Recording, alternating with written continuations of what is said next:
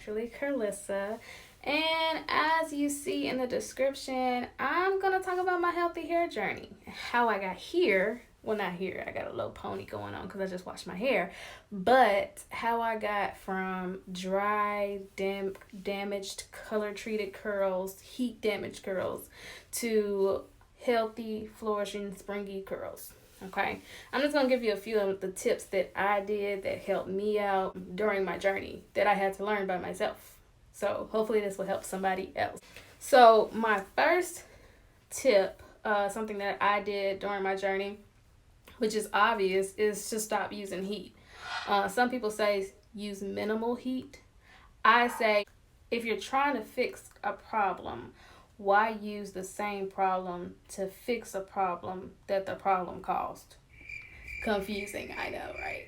But I would just say stop using heat. Now, as far as indirect heat, I did use my bonnet dryer to dry my hair. I did use a diffuser.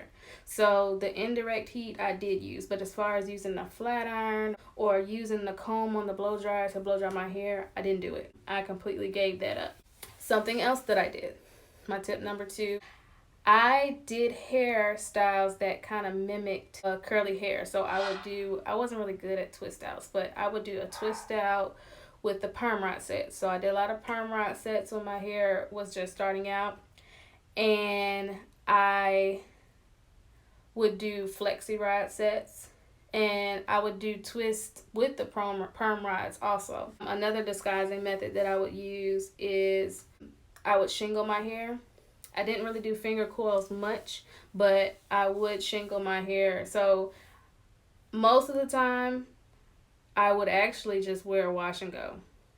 And my hair looked horrible, but I had to learn. So most of the time I wore wash and go, but other times I would use the perm rods to disguise my hair to match my good hair with the damaged transition hair. And I would do the flexi rod sets. Number 3, I would deep condition my hair every week. The driest parts of my hair were actually the color treated parts of my hair. And I hated the color treated parts of my hair because no matter how much moisture I put on them, they always were the frizziest and the driest. And I could not get them to look right. Like I couldn't wait to cut those pieces out. So keeping moisture in your hair and keeping your hair moisturized is great for those color treated pieces not to break off while you comb your hair and finger detangle and do all that other stuff. Now there are people that can manage to have color and have curls at the same time, but my mind and brain just didn't work. My hair was dry. Another tip that I did while I was transitioning was to get trims. And I did not get regular trims, so I'm not going to sit here and lie to you and be like, every 6 weeks you need to get your hair trimmed. I'm not going to say that because I didn't do that. When I had my color, I ended up getting a bob. And after I got my bob, that's when I started. A little bit after that, well, maybe a few months after that is when I started my healthy hair journey where I wanted to completely cut the heat, even though I flat ironed my hair one more time before graduation, for my college graduation. But I had cut my hair into a bob, so the back was actually more healthy than the front. And then I found a natural hair place and got a curly cut, I think on my birthday of that next year. And they ended up cutting my hair like it was short. And the color was completely gone from the back of my hair, but it was still in the front. And even though they did the curly cut, my curls still weren't springy.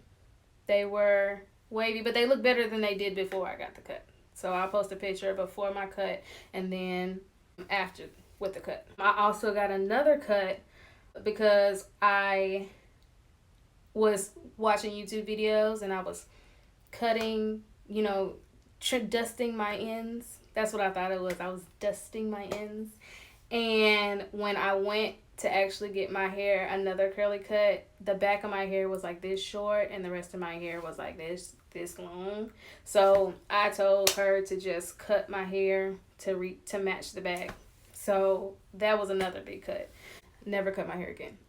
I will not pick up scissors. But if you know how to cut your ends. I was cutting my ends when I twisted my hair, though. I didn't do a lot of twist outs because they didn't turn out well, but a lot of people cut their hair in twists.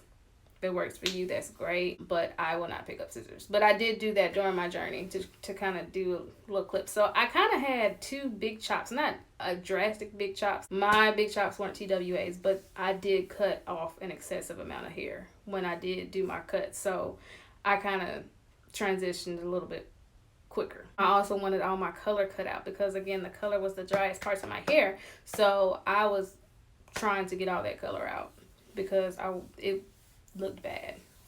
Another thing that I did wrong that I don't think anybody else should do. When I started off my journey, I wanted to buy all types of products. I watched all these YouTube videos. I would see girls with the same type of hair that I have, and I was just buying all these products that didn't even work.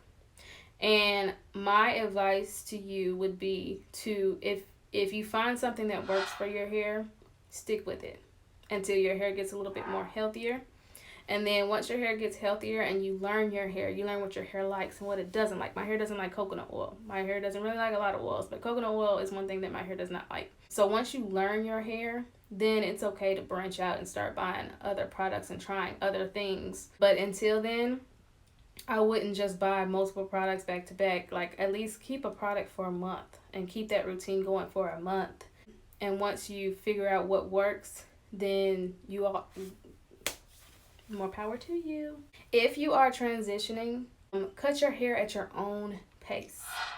And I say that because you'll see people that have, the healthy hair at the top, and then they'll have those heat damaged ends or color damaged ends, and you'll see people in the comments talking about, girl, you need to cut it, cut that hair. But really, it's when you feel ready to, because there's a way to disguise that heat damaged hair with different styles, like I told you in the beginning of the video. So you cut your hair when you're ready. Not everybody wants a short hairstyle, and not everybody wants a drastic cut, and some people have an emotional attachment to their hair. So when you're ready to cut your hair, you cut it. Don't do something because somebody else tells you that you should. Another thing that I did during my healthy hair journey is I took pictures once a month, side-by-side pictures. I got photo grid, and I would take side-by-side pictures and just to see my progress. So even when you feel like your hair is not progressing, if you take a look back at the pictures, you'll see that you are progressing. I would take a picture from month to month. So I did that every month to track how the color goes down, how long my hair grew, and it kind of made me feel good about myself when I felt like my hair wasn't doing anything good. Then I would look at my pictures and be like, okay, well, my hair did grow. Oh, my hair did good this month. My hair didn't go anywhere this month. What did I do for this wash and go? Oh, another thing I did in my journey, I did not co-wash. Now, I did co-wash with As I Am just to be like everybody else, and because they said co-washing was better for your hair and shampoo's not good, it'll strip your hair. But I like shampoos because I make sure all the product is out of my hair. And I did that while I was on my journey, and I still do that now. I don't use a co-wash because I want to make sure my hair is clean. And the way to put the moisture back in my hair, if it's stripped of any moisture, is to deep condition my hair. I deep condition my hair and wash my hair once a week. If my head starts itching, I wash it sooner. And I did not refresh my curls. So I did not refresh my curls during my journey, and I do not refresh my curls now because, one, my hair does not tolerate a lot of product after it is already dried. Even if I spray it with a whole bunch of water, my hair just does not tolerate the buildup. It makes my hair look greasy, and my hair looks frizzy and a mess. So instead of refreshing my curls, I'm just going to wash my hair. And then when you refresh your curls too and you recomb back through your hair, you're pulling out more of your hair. You're losing your hair. You're getting a lot of breakage. So my personal preference is not to refresh, but it's completely up to you what you want to do. I think the last tip that I have as far as for your healthy hair journey, or how my healthy hair journey went, how I got here, is to be patient.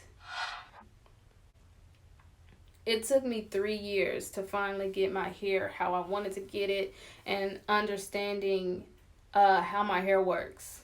And some people say, I don't have 3 years to try to get my hair right. But if you think about 3 years ago, And think about now, it flew by.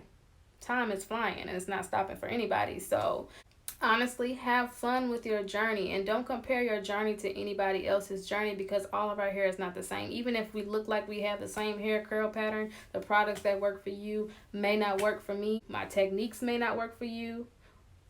Your techniques may not work for me. So on and so forth. Your journey is unique. The main thing and the one thing I want you to take out of this is that it's just hair. I used to be afraid to cut my hair. And I know I can just say that, but when I go and I went and get my cut, when I cut my hair this short in the back and the rest was like this, a lot of people would be like, well, just, I told her, cut it to reach this, because it's just hair. It'll grow back. I've learned that it'll grow back. And my hair grew back way faster when I cut my hair and cut off those damaged pieces than when I kept them on. But you cut your hair at your own pace. This is what worked for me. I just wanted to give you guys an insight on my healthy hair journey, how I got here, not here because this isn't a bun, how I got here. And if you have any more questions for me or any video suggestions as far as with my hair, comment below. This was actually a suggestion by somebody made, and I appreciate them for asking, because I never thought about doing a video about my healthy hair journey, and this is what my page is about, so I don't know. But I hope this was helpful. That's all I got, people. I don't have anything else to say. So if you do have any more questions, though, you can comment below of what you want to know. And if you have any video suggestions on what you want me to do, let me know below. But other than that, I will see y'all on the next video. Peace.